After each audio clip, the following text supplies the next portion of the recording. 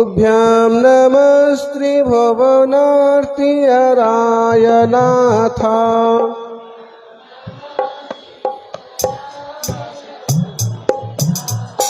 तुभ्यं नमः श्री जगतः ईश्वराय तुभ्यं नमो जिनभवोदधिशोषणाय।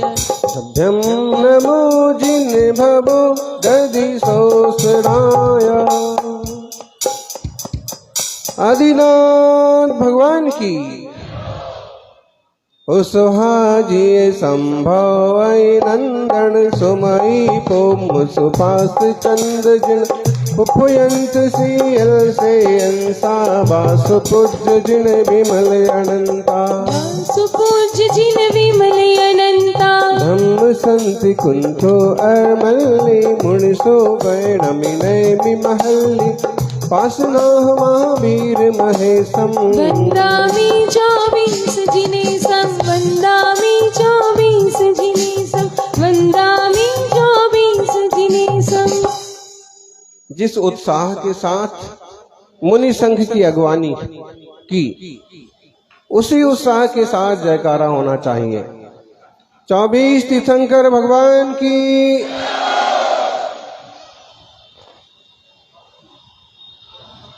वर्तमान जिन शासन वर्धमान महावीर भगवान की। आचार्य श्री आदि सागर जी महाराज की। आचार्य श्री महावीर कीर्ति महाराज की। तपस्वी सम्राट गुरुवर आचार्य श्री सन्मति सागर जी महाराज की। बोले परम पूज्य दूर पट्टाधीश श्री चक्रवर्ती आचार्य भगवान श्री सुनील सागर जी गुरुदेव की। ठंडी हवा है, बूंदा बांदी है। ठंडी हवा है, बादल आसमान पर छाए हैं। पद विहार करने वाले संत बिहारी कॉलोनी आए।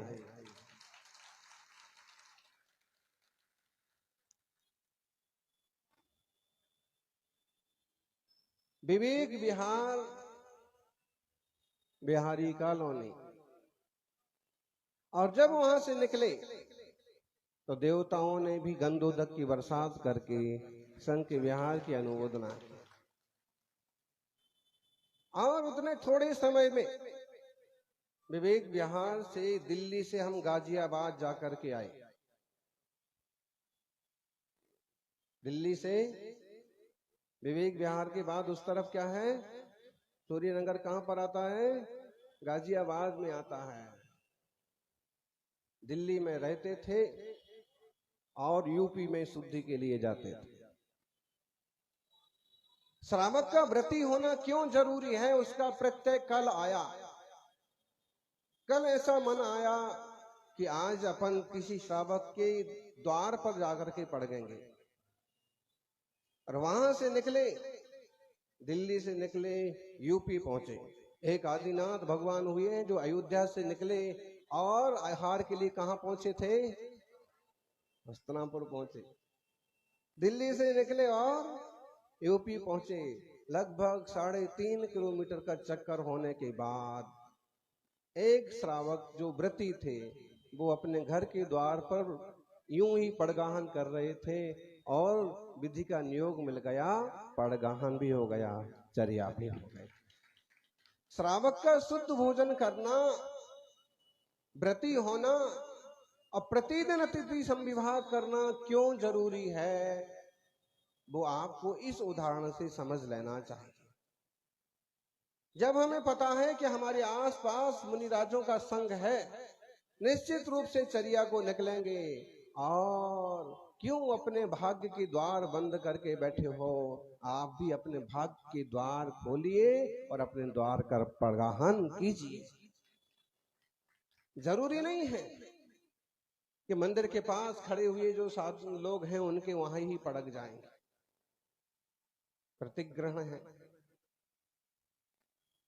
दूर दूर के लोग जिनालय के आसपास आके पड़गाहन को खड़े हो जाते हैं। बाकी घर तक भी तो साधु पहुंच सकते। महावीर स्वामी ने बिहार में इतना विहार किया इस देश का एक प्रदेश है जिसका नाम आज भी बिहार है कि नहीं? बिहारी कॉलोनी वाले, सौभाग्य है कि आप बिहार में नहीं रहते हो, लेकिन बिहारी कॉलोनी में तो, और बिहारी कॉलोनी मतलब जहां बिहार होता रहे संतों का। महावीर स्वामी ने बिहार प्रदेश में इतना विहार किया, इतना पद विहार किया, इतनी धर्म सभा की, इतने समौषण लगे, वहां के राजे महाराजे इतना प्रभावित हुए कि वो एक प्रांत ऐसा है कि 2550 साल बीतने के बाद आज भी बिहार कहलाता है। उनके बिहार से उस क्षेत्र का नाम क्या पड़ गया? बिहार पड़ गया।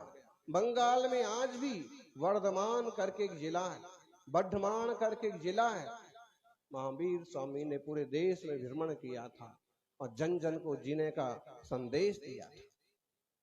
सौभाग्यशालियों, सदाचार, शाकाहार में नैतिक और धार्मिक जीवन ही कल्याणकारी है। भगवान महावीर हमें सिखाते हैं, श्री राम का जीवन हमें सिखाता है मर्यादाओं से रहना, मर्यादाओं से जीना।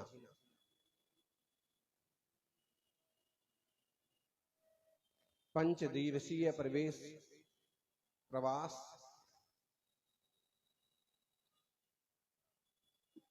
यहाँ की श्रावक आते थे, नारियल चढ़ाते थे और आग्रह करते थे। क्या करते थे? आना है महाराज जी, आपको आना है। लेकिन कृष्णा नगर प्रवास के दौरान एक दिन हम दर्शन करके निकल गए, तो हम उनको कहते थे कि भाई आपके मंदिर के दर्शन तो हो गए, आप संघ वहां पर नहीं आएगा। लेकिन जब डटे रहते हैं ना, डटे रहते हैं, तो देवताओं को भी रास्ते बदलना पड़ते हैं।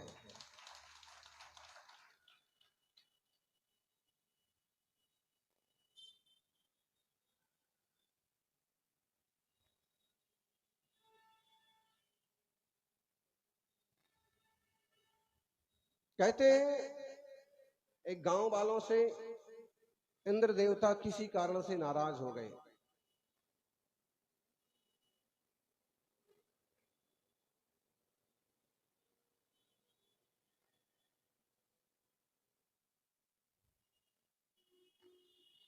बुरी तरह से नाराज हो गए। गांव वाले परेशान हो गए। इंद्र ने कहा कि तुम्हारे यहां अब कभी पानी नहीं बरसेगा, कभी मेघ नहीं आएंगे, कभी बादल नहीं उमड़ेंगे। यहां से हवाई जहाज उड़ता है क्या? मेट्रो, बस बताइए। अपन भी धर्म सभा अभी मेट्रो के ऊपर ही लगा दी, मेट्रो के नीचे लगी हुई। ओ हो, जय हो आपकी। और ऐसे में देखिए तो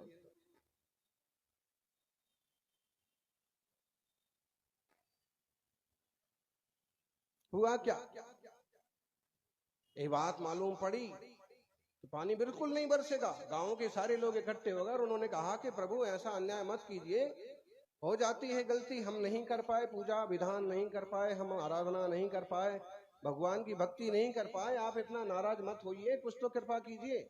उन्होंने कहा जाओ जाओ, पानी नहीं बरसेगा, कोई तो रास्ता बताइए। उन्होंने कहा कि देखो, रास्ता एक ही है कि जब शिव जी डमरू बजाएंगे, शंकर जी अगर अपनी डमरू बजा देंगे तो पानी बरसा देंगे।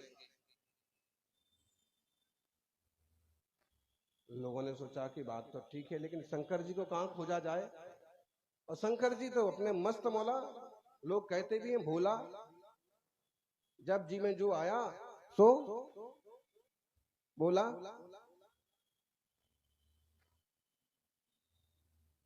जब जो आया मन में सो किया, जो भी है। अब शिव जी को मनाने के चक्कर में लोगों ने खूब कोशिश की, लेकिन उन्होंने कहा ना, जब इंद्र ने कहा है कि पानी नहीं बरसेगा, और कितना भरोसा करके उनने कहा है कि अगर डमरू बजेगा तो पानी बरसेगा। मैं डमरू बजा करके इंद्र का नुकसान, उसकी प्रतिज्ञा का घात नहीं कर सकता। लोग और परेशान हो गए कि एक रास्ता बताया था वो भी खत्म हो गया जैसे। अब लोगों ने सोचा कि पानी तो बरसना ही नहीं है, फसलें तो पैदा होना नहीं है, और गांव के लोगों ने वही काम किया जो आलसी लोग करते हैं।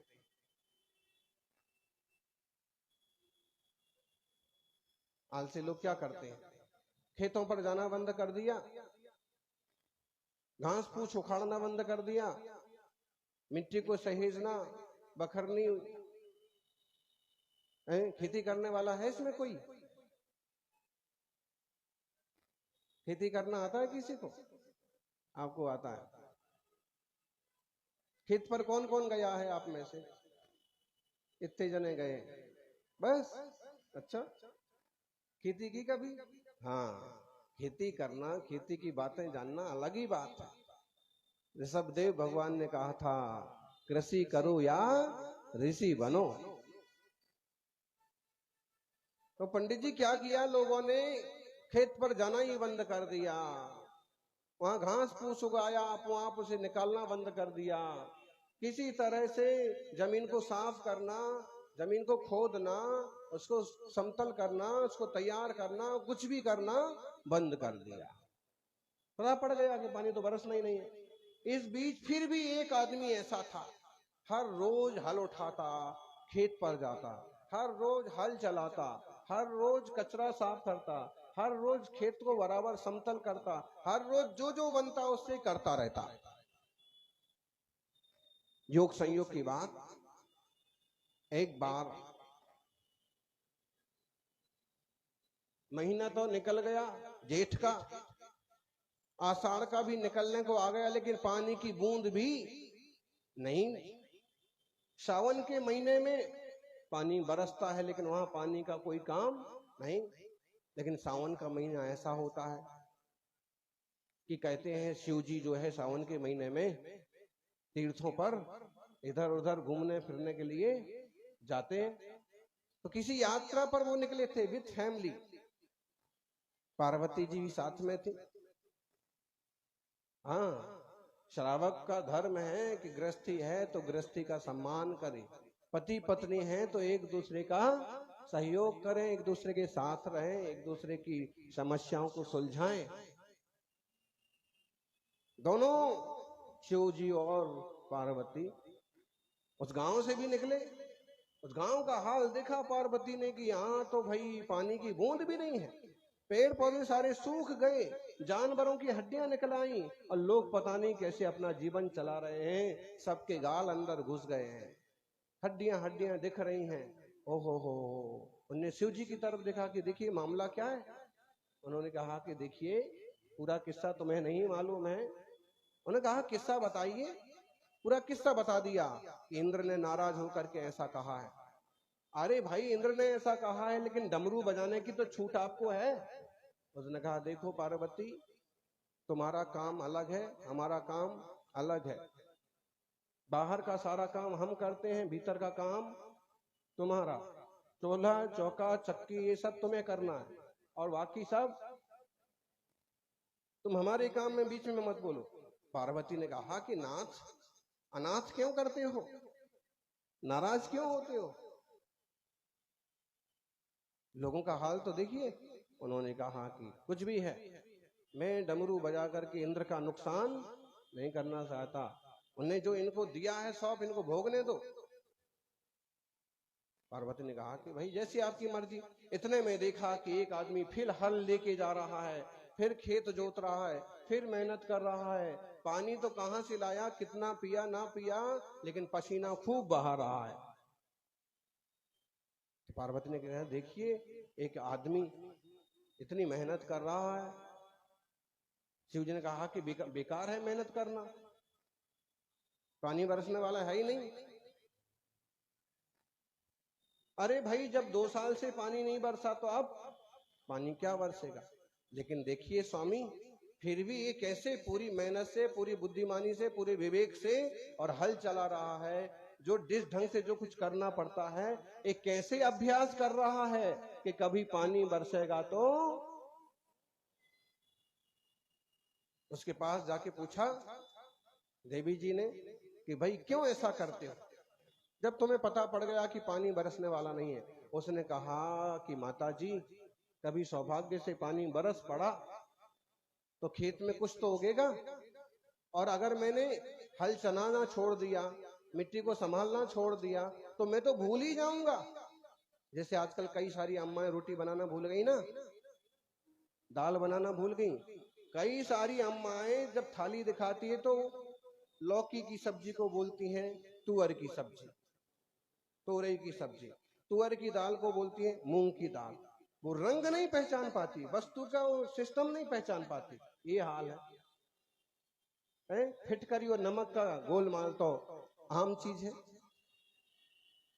फिटकरी की जगह नमक डालेंगे, नमक की जगह शक्कर डालेंगे और महाराज का जय जयकार होगा। फिर अभ्यास नहीं रखेंगे तो सामान्य चीजें भी भूल जाएंगे। लोग पैदल चलना भी भूल गए, वो तो मुनिराज चलते हैं और कभी मौका मिलता है। इसलिए जो भी है, उसने कहा मैं भूलना नहीं चाहता हूं, पानी बरसे ना बरसे मैं अपना अभ्यास जारी रखूंगा, एक्सरसाइज चालू रखूंगा, चाहे मेरा कुछ भी हो। तो पार्वती ने कहा कि वाह भाई, बहुत बढ़िया, तुम अपना अभ्यास जारी रखो। और आगे चल दिए। फिर शिव जी की तरफ देखा। कहानी समझ में आ रही है? एक कोई शिव कथा का वाचन नहीं हो रहा है, लेकिन फिर भी समझने के लिए बहुत जरूरी है।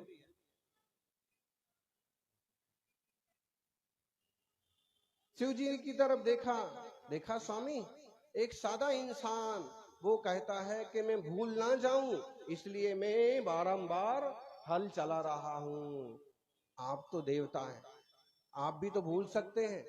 2 साल से इस गांव में डमरू नहीं बजी, और कहो आप डमरू बजाना ही ना भूल जाएं।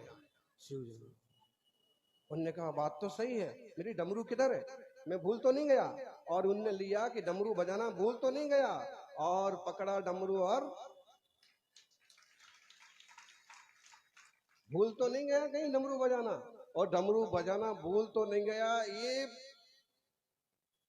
प्रैक्टिकल करने के लिए जैसे ही डमरू बजाया, वैसे ही आसमान से पानी बरसने लगा। बोलो, अगर वह किसी खेतीहर किसान खेती ना कर रहा होता, मेहनत ना कर रहा होता, तो डमरू बजती? एक उदाहरण बनता, पानी बरसता। बस वो ही कथा बिहारी कॉलोनी वालों के साथ लागू होती। पानी बरसे ना बरसे, लेकिन हम तो खेत जोतते रहेंगे, हम आते रहेंगे, कुछ भी करो। और अंत में डमरू बजा। डमरू क्या, पूरा बैंड बाजा बजा। और मुनि संघ धर्म की बरसात आपकी इस क्षेत्र में भी हो रही है। धर्म की बरसात हो रही है, ज्ञान के पौधे उगेंगे, सब में ज्ञान के फल आपके जीवन में आएंगे, और चारित्र की सुगंध आपके जीवन में फैलाएंगे। कर्म पर विश्वास करो और भगवान पर आस्था, काम करने पर विश्वास करो और भगवान पर आस्था। कितना भी मुश्किल हो समय, कितना भी मुश्किल हो अवसर, लेकिन निकलेगा कोई ना कोई रास्ता। कर्तव्य तो करो, कर्तव्य ही ना करेंगे तो कैसे उपलब्धि होगी। आत्मार्थियों, सच में शिव जी की कहानी तो आपने सुनी, लेकिन वास्तव में जो परम सुख में लीन है, शुद्ध स्वभाव को उपलब्ध है, ऐसे शिव, ऐसे परम शिव वंदनीय हैं। वे देवों के देव मेरे हृदय में विराजमान हो। कौन? दर्शन ज्ञान स्वभावी जिसने, सब विकार ही बमन किए। कैसा है परमात्मा? दर्शन ज्ञान स्वभावी जिसने, सब विकार ही बमन किए। परम ध्यान गोचर परमात्म, परम देव मम हृदय रही। हमारे हृदय में वो देवता विराजमान हो, वो देवाधिदेव विराजमान हो। कौन? जो दर्शन और ज्ञान स्वभाव को उपलब्ध हो गए हैं, जिनने परिपूर्ण शुद्धात्म स्वरूप को पाया है और जिन्होंने वह ही मोक्ष का मार्ग बताया है। समस्त संसार की विकार से बाहर है, जिनके पास ना कोई पत्नी है, ना कोई बच्चे हैं, ना कोई परिवार है, जो अपने आप में परिपूर्ण हैं, ऐसे वीतरागी परमात्मा हमारे हृदय में। यो दर्शन ज्ञान सुख स्वभावः, समस्त संसार विकार बाह्या। समाधिगम्यः परमात्म संज्ञः, सदैव देवो हृदय ममस्ताम्। बताइए ये लाइनें किसने लिखी हैं? अमित गति नाम के एक बड़े आचार्य हुए हैं। द्वात्रण सत्रिका में 13वें श्लोक में ये बात लिखी कि जो सारे लोक को देखते हैं, सारे संसार को जानते हैं, परम सुख स्वभाव में तल्लीन है और समस्त संसार के विकारों से जो दूर हैं, जिनके जीवन में कोई विकार नहीं बचा है, न जो क्रोध करते हैं, न जो मान करते हैं, न मायाचारी करते हैं, न किसी तरह की जिन्हें आसक्ति है, और न किसी से रूठते हैं और न किसी पर खुश होते हैं। ऐसे देवों के देव, जिन्हें समाधि के माध्यम से, जिन्हें ध्यान के माध्यम से पाया जाता है, परमात्म संज्ञा जिन्हें प्राप्त है, वो देवों के देव हमारे हृदय में विराजमान हो। देवादिदेव महादेव आदिनाथ भगवान की। कौन है देवादिदेव? बताइए। महादेव। सा महादेवो मया वन्द्यते, त्रैलोक्यं सकलं त्रकाल विषयम्, सालोकमालोकितं साक्षादेन स्वयं करतले रेखात्रयं शांगुली, रागद्वेष भयामयान्तक जरा लोलट्वलोभादयो नालम्यत पद लंघनाय समः देवो मया वन्द्यते।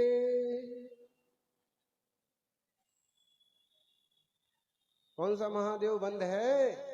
विचार करना ज्ञानियों। सड़क पर बैठ करके प्रवचन हो रहा है, सारी जनता सुन रही है और इसमें महादेव के रूप की चर्चा की गई है। कम से कम इतना तो समझो कि जो महादेव हैं वह सब विकारों से वर्जित हैं, और जो विकारों में पड़े हैं वो संसारी हैं, और जो विकारों से पार गए हैं वो परमेश्वर है। पामर बनना है कि परमेश्वर बनना? बोलो माताओं। हैं? माता का मतलब समझते हैं? माता का मतलब ज्ञाता, जानने वाला।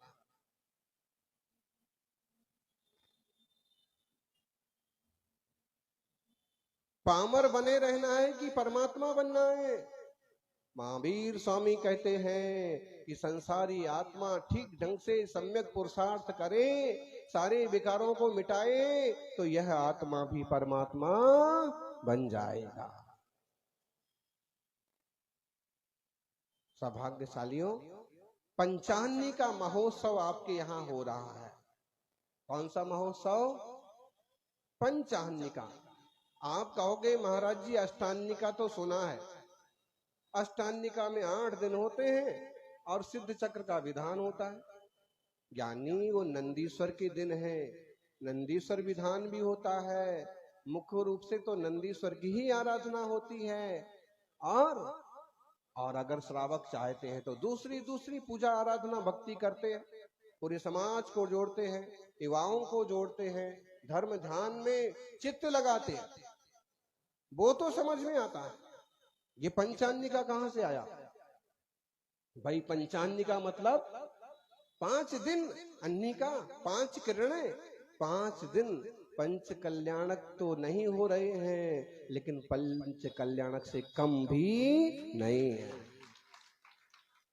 उसी ढंग से लाभ लीजिए। रोज सुबह जिनेंद्र भगवान का अभिषेक हो, आप हाजिर हो, आपके परिवार के बेटे हाजिर हो। फिर प्रवचन का लाभ लीजिए, धर्म श्रवण कीजिए, फिर मुनि राजों का पड़गाहन कीजिए, और फिर दिन भर दुकान कीजिए। वो तो जरूरी है। बोले महाराज आप ना कहो तो भी हम लोग तो, आप प्रवचन तो छोड़ो, बस ग्रस्त है, श्रावक है, तो वो भी जरूरी है। तो 12 बजे से 6 बजे तक भले आप कहोगे दोपहर की क्लास का क्या होगा? अरे भाई 3 बजे से जो स्वाध्याय होता है उसमें बैठना है तो बैठो।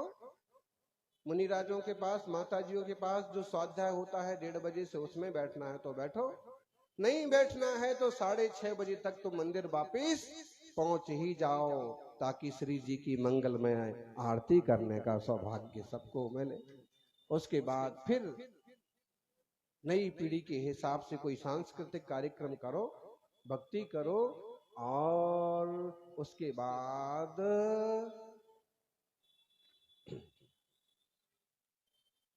बेहोश हो जाओ। हाँ? सोने का मतलब क्या है?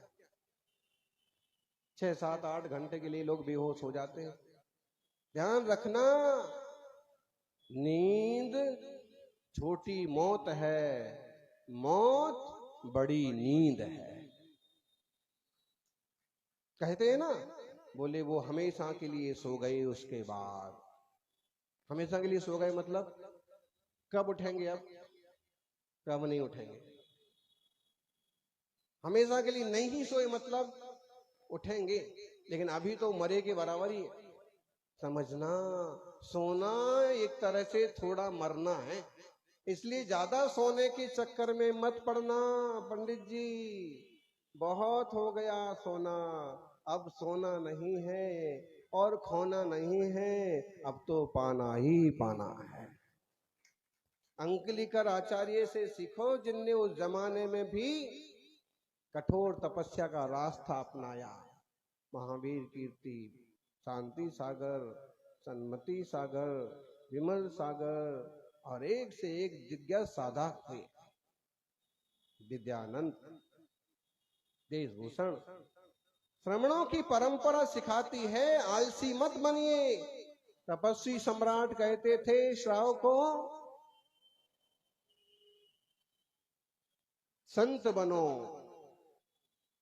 और श्रावक संत बनो। संत नहीं बन सकते हो तो संत का कमंडल लेकर के चलने लायक जरूर बनो। इतना तो जीवन शुद्ध और पवित्र होना चाहिए, खानदान की इतनी तो शुद्धि होना चाहिए, खान पान की इतनी तो शुद्धि होना चाहिए कि आप निश्चिंत रूप से मुनिराज के पास बैठ पाए। मौका पड़े तो उनका कमंडल लेकर के उनके कदम से मिला करके साथ चल पाए। बड़ा खतरनाक मोड़ पर समाज जा रहा है।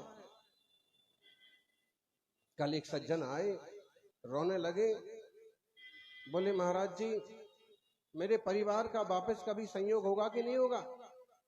मैंने कहा भाई क्या हुआ? तो बोले बेटा अमेरिका चला गया और अब यहां हम अकेले हैं, बुढ़ापा है, कोई सहायता करने वाला नहीं है। हमने कहा कि भाई वियोग क्यों हो गया? तो बेटा बोले कि बेटे ने शादी की और चला गया। किससे शादी की? क्या बताएं? उर्दू बोलने वाली छोरी से शादी की और अमेरिका में बस गए हैं। मैं अमेरिका, मुझे बुला ले, मैं वहां चला जाऊं। मैंने कहा कि बुलाएं तो भी भूल के मत जाना और वो यहाँ आ जाएं। मैंने कहा कि उनके हाथ का खा करके जो भी तुम्हारा थोड़ा सा धर्म है उससे भी भ्रष्ट होना है क्या? शांति रखो। कोई सहयोगी मिल जाए तो ठीक, ना मिल जाए तो रोज भगवान के चरणों में घंटा 1 घंटा जाप करो और कभी मौका आए तो गुरुओं के चरणों में शरीर का विसर्जन कर देना। लेकिन जो धर्म बचा है अब उससे बचो। छोरे छोरियों को नहीं संभाल पाए, ये सबसे बड़ी गलती। सही रास्ता दो उन्हें, सही मार्गदर्शन दो, क्योंकि भाव बोलते ना बार बार, जिन धर्म नहीं मिलता। एक फूल बार बार नहीं खिलता, एक फूल बार बार नहीं खिलता। अच्छा परिवार बार बार नहीं मिलता। दुनिया में बहुत सारी चीजें बार बार मिल सकती हैं, जिन धर्म बार बार नहीं मिलता। किसी भी हालत में आप कोशिश करें कि आम जनता भी शासन को समझे, इस धर्म को समझे और महावीर स्वामी के मंगलकारी मार्ग पर चल करके जन जन कल्याण करें। यही मंगल भावना। स्वतंत्र आत्मा का थोड़ा सा विचार करना। जैसे प्रभु सुखी और स्वतंत्र हो गए, वैसे हमारा भी आत्मा भावपार हो सकता है। हमें मुनियों से सीखना है। मुक्त पवन में श्वास लिया है। क्या सीखना है? मुक्त पवन में श्वास लिया है, बंधे हुए नहीं रहते हैं। पंछी की तरह, क्यों जी जागृति वालों, पंछी की तरह स्वतंत्र आनंद में मुक्त पवन में श्वास लिया है, मुक्त गगन में विहार किया है। मुक्त पवन में श्वास लिया है, मुक्त गगन में किया विहार। उस पंछी का कैसे होगा पल भर भी पिंजरे से प्यार, पल भर भी पिंजरे से प्यार। जिस पंछी ने मुक्त आकाश को देख लिया, मुक्त गगन को जान लिया, वो पिंजरे में नहीं पड़ेगा। ऐसे ही जिसने जिनवाणी गुरु वाणी सुन करके शांत स्वभाव को समझ लिया, निर्विषण आचार को समझ लिया, वह कभी किसी तरह के खोटे बंधन में नहीं पड़ेगा। मंगलमय जीवन हो, यही मंगल भावना। जय बोलिए। देखिए आज 20 तारीख है और कल 21 तारीख है, 21 जून है, बड़ा दिन है। अपन सभी सुबह 4:45 बजे संघ में जैसे हर रोज होता है, वैसे ही कल स्पेशल रूप से सबके लिए योग, अध्यात्म, ध्यान योग का प्रयोजन करेंगे और सभी घंटे सवा घंटे बैठ करके योग, आसन, ध्यान और सामायिक की विधियों का प्रयोग करेंगे। जय बोलिए। कौन से भगवान की जय बोलना है? 24 तीर्थंकर भगवान की।